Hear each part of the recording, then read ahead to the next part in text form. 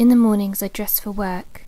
I layer up, starting with a vest top, then another top, then a jumper. Throughout the day I layer up and layer down as my temperature fluctuates. Winding makes me sweat profusely and my clothes stick to me. The ball is so heavy now I can't lift it, and I don't think anyone else could either. I've started wearing workman's gloves to protect my hands. The string whips and rips my skin without them. I've worked my way through 3 pairs of gloves now. On the right hand of each pair, there are holes in the index finger, the second finger, and the thumb. They are streaked with black from where the friction has burnt the fabric. Winding has become a chore. When I'm away from the ball, it grows inside my head until I fear it. I'm always surprised when I return to it by how small it seems. I've lost track of how much string I've wound, even though people always ask me. I aim to wind 2 reels onto the ball every day, 1 in the morning, 1 in the evening. This hardly ever happens. I begin the same each day. I stand and look at the ball. Then I look at the reels left that I need to wind on.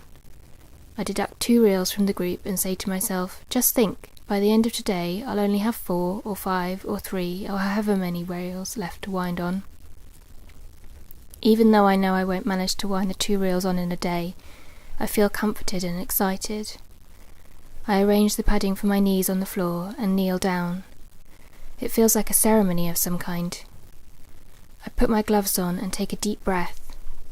I pick up the string and find the end. I knot that to the end of the string on the ball, then I'm ready. Placing my left hand on the top of the ball, I lean forward, reaching, stretching, embracing it with my whole body, wrapping the string round its bulk. I rock the ball from side to side like I'm cradling a baby, easing the string round and round. The string scratches my arms, leaving angry-looking marks on the skin. My knees hurt. My arms and shoulders begin to ache. The warm smell of the string fills my nostrils as I bend over the ball. There's a method to the winding, and I use that to distract myself from the burning on my fingers from the friction. It's important to wind the string so that each loop is evenly spaced. Every now and then I turn the ball over a bit to change the axis to a different point on the sphere. This keeps the ball spherical. As the ball grows, it's harder to correct lumps and bumps in it. Winding a whole reel of string on seems to make very little difference. The effect of a reel diminishes to the extent that the ball seems to have stopped growing. I wind and wind and wind and wind, and nothing seems to happen. The only evidence of my progress is a slowly decreasing pile of reels that sits next to the ball. I have grown to loathe the ball. I resent its presence, and yet I feel compelled to finish it.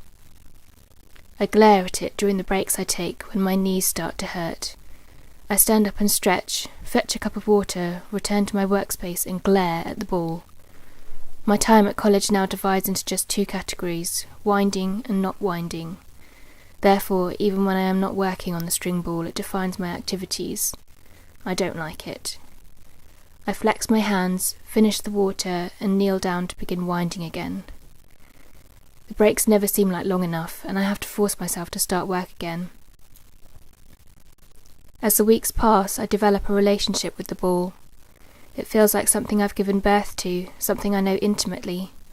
I feel protective and watch people carefully as they pass it, looking for any sign that they have touched it or damaged it in any way. I feel a bit crazy, but I can't help it. I can smell the string on my clothes and hands, and I'm not disgusted by that, which surprises me. I forget my end goal, and the amount of string I've wound seems meaningless.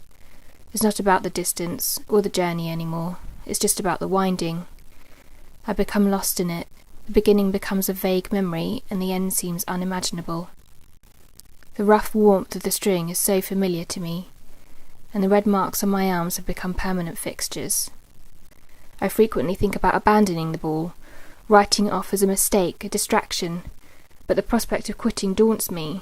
What would I do if I wasn't winding? And what would I do with all the string? So I keep winding, unconvinced as I am. As I reach near the end of the pile of reels, my interest in the ball returns. Once again it is about the distance I have travelled and the journey I have made. Despite my interest and growing excitement, my attention span remains short, and I still take frequent breaks. I watch the reel as it shrinks, but it's unbearably slow. The more I watch the reel, the longer it seems to take to disappear. The last reel takes forever to go. It seems like there's so little string left, but it takes so long to leave the reel and join the ball. I become impatient and throw myself into the winding. A quick burst of energy and I'm dragging the string around the ball's circumference as fast as I can. I'm hot and sweaty, but I'm desperate to finish. I cannot sustain the speed and eventually I slow down and stop. I shake my gloves off my sweating hands. The ball sits there quietly. It has been passive in this whole process. It never helps me, but it doesn't resist me either. It is not quite spherical, and its surface is ridged from each circuit the string makes. It is surprisingly soft and very heavy. I touch the string with my bare hands, something I don't do very often, and think of the people involved in turning the fibres into twine. They are a part of my work now, and I feel them in it. I realise, as I begin winding again, that my ball isn't just about me, that it has a history, as does everything, and in a way the ball existed before I wound it, a dormant line growing in the tropics.